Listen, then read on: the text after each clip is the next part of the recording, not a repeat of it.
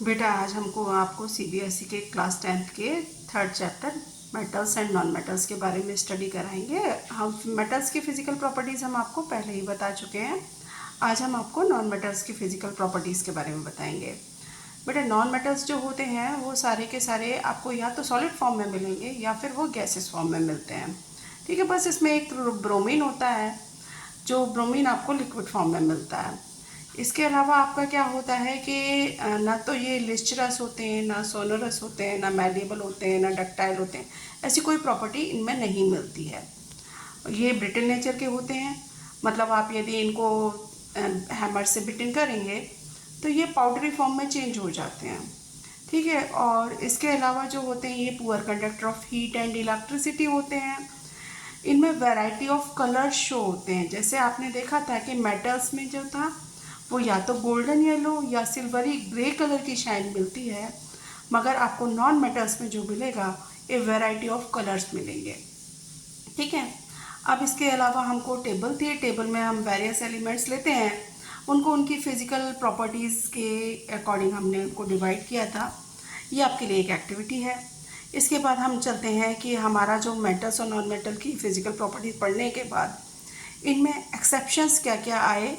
जैसे कि हमने लास्ट वीडियो में आपको बताया था कि मरकरी एक एक्सेप्शन है, वो लिक्विड है रूम टेम्परेचर पर। उसके अलावा फिर हम आगे चलें तो आपका क्या है कि इसमें सारे के सारे मेटल्स जो एक्सेप्शन मरकरी वो लिक्विड है रूम टेम्परेचर पर। उसके अलावा मेटल्स जो होते हैं उनके high melting and boiling point होते हैं, मगर इसमें भी गैलियम सीजियम जो होता है उनका मेल्टिंग पॉइंट बहुत ही कम होता है। वो यदि आप अपनी पाम पे रखते हैं तो अभी मेल्ट हो जाता है।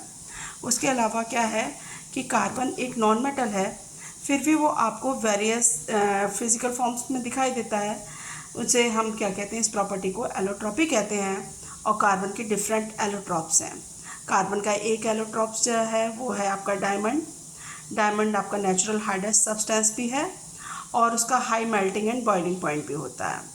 उसके अलावा ग्रेफाइट है, क्योंकि कार्बन नॉन मेटल है, इलेक्ट्रिसिटी कंडक्ट नहीं करता, बट ग्रेफाइट जो है वो इलेक्ट्रिसिटी कंडक्ट करता है। उसके अलावा सोडियम पोटेशियम है, एल्कली मेटल्स।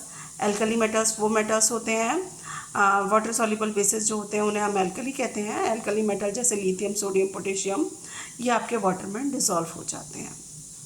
तो आपका क्या है, इनके जो सॉल्ट्स होते हैं वो वाटर में डिसॉल्व होते हैं, वाटर सॉल्युबल बेसिस होते हैं ये। ठीक है, उसके अलावा क्या है, इनकी जो डेंसिटी है, क्योंकि ये बहुत सॉफ्ट होते हैं, नाइफ से भी कट हो सकते हैं, इनकी डेंसिटी भी कम होती है, इनका लो मेल्टिंग पॉइंट भी होता है। ठीक है, आपको इसमें इतना ही बताया गया है। उसके बाद क्या है कि बोला गया है कि आपके जो मेटलिक ऑक्साइड्स होते हैं वो बेसिक नेचर के होते हैं। मीन्स यदि आपके मेटल के ऑक्साइड्स हैं, यदि आप उसे वाटर में डिसॉल्व करेंगे तो जो उनसे हम बेस प्रोड्यूस कर सकते हैं। मतलब मेटलिक ऑक्साइड जो होते हैं वो बेसिक नेचर के होते हैं। और इसके इधर नॉन मेटलिक ऑक्साइड जो होते हैं वो एसिडिक नेचर के होते हैं। आपने देखा होगा कि जैसे नॉन मेटल है, नाइट्रोजन है, आपका सल्फ़र है, तो आपका क्या है, इनके ऑक्साइड से ही आपको क्या होता है, एसिड प्रोड्यूस होते हैं, जैसे nitric acid, sulphuric acid, carbonic acid. तो आपके नॉन मेटलिक ऑक्साइड जो होते हैं वो एसिडिक नेचर के होते हैं और मेटलिक ऑक्साइड जो होते हैं बेसिक नेचर के होते हैं। आई थिंक आपको फिज़िकल प्रॉपर्टीज़ के बारे में समझ में आ गया होगा। इसके अलावा अब हम नेक्स्ट सेक्शन में जो स्टडी करेंगे वो करेंगे chemical properties of metals. Okay, thank you.